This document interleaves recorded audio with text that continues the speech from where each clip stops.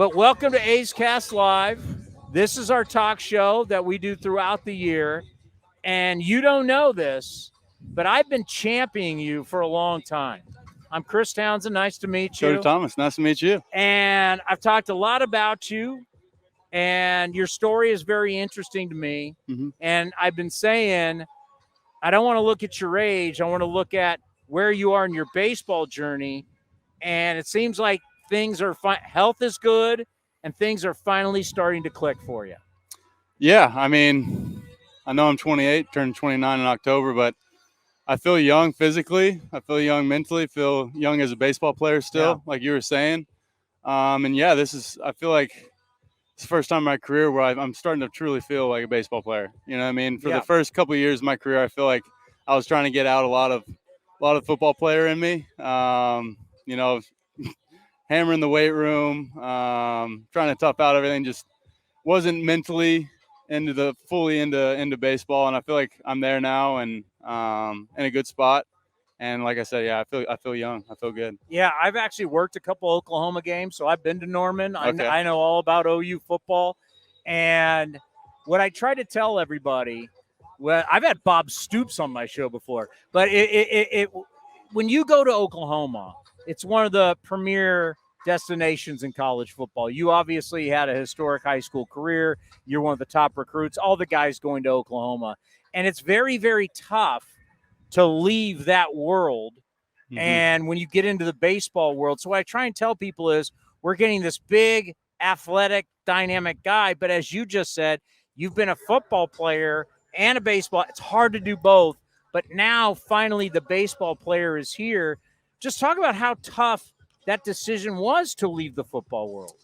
Yeah, I mean, up until I'd say a month and a half before the draft even happened, I was still planning on transferring somewhere and going to play football elsewhere. That was still, I would say, my goal in mind was to play football at the Division I level. And it wasn't until I started getting in and playing every day and having success on the baseball field and then started talking to some scouts and stuff. And at that point in my career in college, I hadn't seen much success in either football or baseball. And that was my first kind of taste of it. And I'm going to be honest, in high school, I was kind of burnt out on baseball. I'd played it so much growing up every summer and all that. And I think the break from it was good for me. And when I started having some success, I just saw it as God's way of telling me this is where I should be. And I ran with it and didn't look back.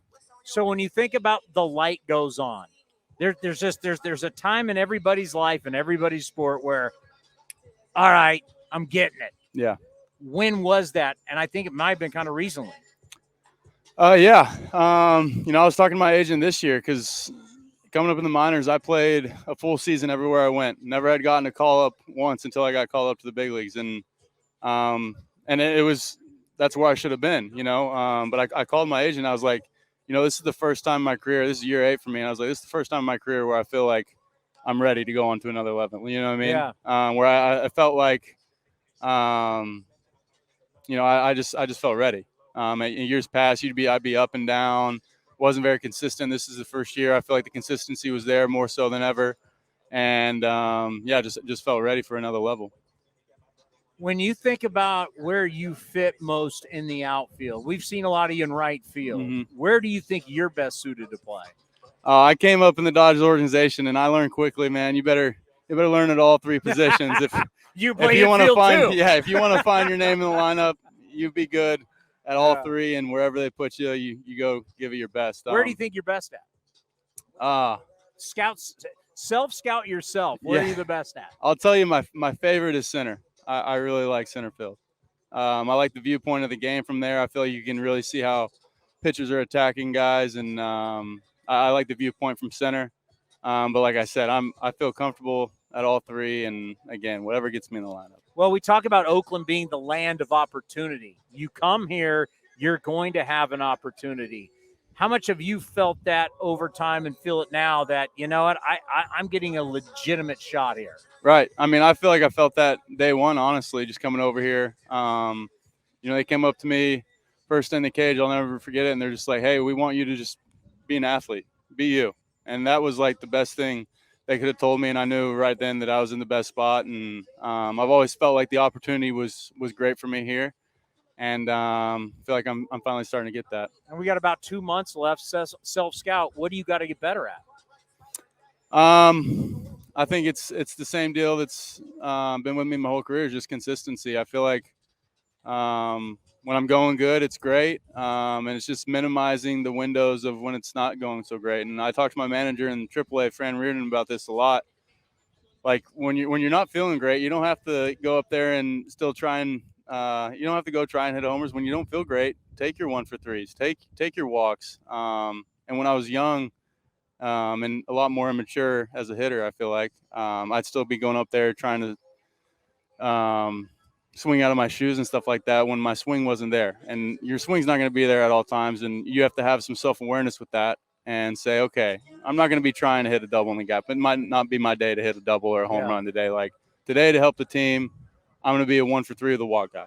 And to be able to swallow that, and it took a lot of swallowing the ego and pride to have that self-awareness. But I feel like that's why I had the consistency this year, because there were times where I didn't feel great at the plate, but I went in the game saying, all right, I don't feel great, but I can still have success. And whatever that looks like for that day, you take it and you end up on the other side of it happy you did it, because you have usually the results come. And I feel like that maturity, I mean, it took me 8 years. Like I said, everyone's journey's different, but I feel like I'm in a good spot now to where I'm able to have that self-awareness. You're a great guy to ask, because it's been a while since I worked doing college sports. I actually played baseball in college. That was a long time ago, right? So you were just in it.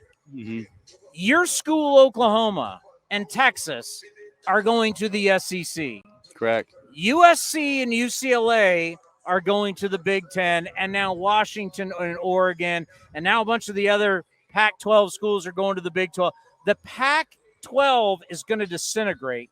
Now we have rumors that Florida State is going to leave the ACC, which then Clemson will leave the ACC. And the ACC, you were just in this. Right. How insane is this, as a guy who just played college football, to know that longtime conferences are imploding?